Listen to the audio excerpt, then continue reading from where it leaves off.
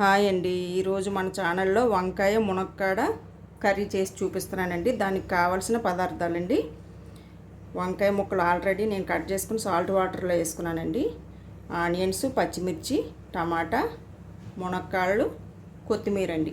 చేసే విధానం చూద్దామండి. స్టవ్ వెలిగించుకున్నాను. ముందుగా కళాయి పెట్టుకొని ఆయిల్ వేసుకున్నాను.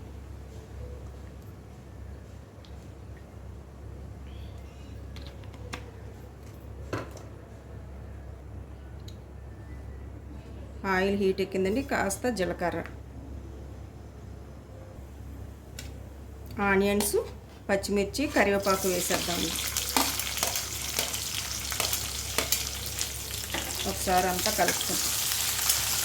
కాస్త సాల్ట్ వేసుకున్నాం. సాల్ట్ వేసాం కాబట్టి ఒకసారి కలుపుకుందాం. ఆనియన్స్ అన్నీ బ్రౌన్ కలర్లో వచ్చే వరకు వేగాలండి.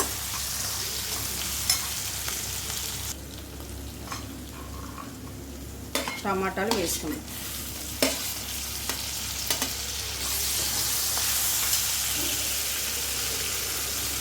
కాస్త పసుపు,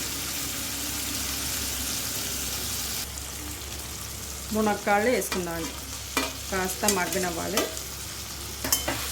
మొత్తం అన్నీ కూడా కాస్త మగ్గితే బాగుంటాయండి.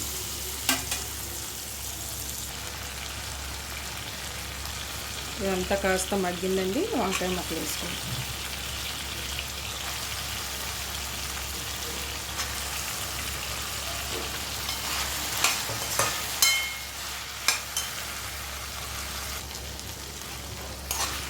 ఇదంతా కాసేపు మగ్గిపోవాలండి. మనం మూత పెట్టుకొని కాసేపు మగ్గించుకుందాము. ఒకసారి చూద్దామండి.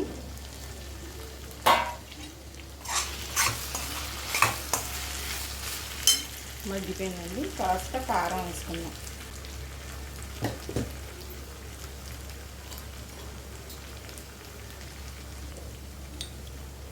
కొద్దిగా ధనియాల పొడి, కాస్త గరం మసాలా, కొద్దిగా కొత్తిమీర. ఒకసారి కలుపుకుందాం.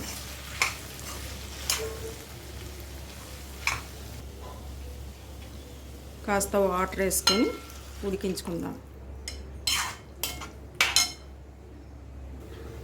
ఒకసారి కర్రీ చూద్దామండి. మూత తీసి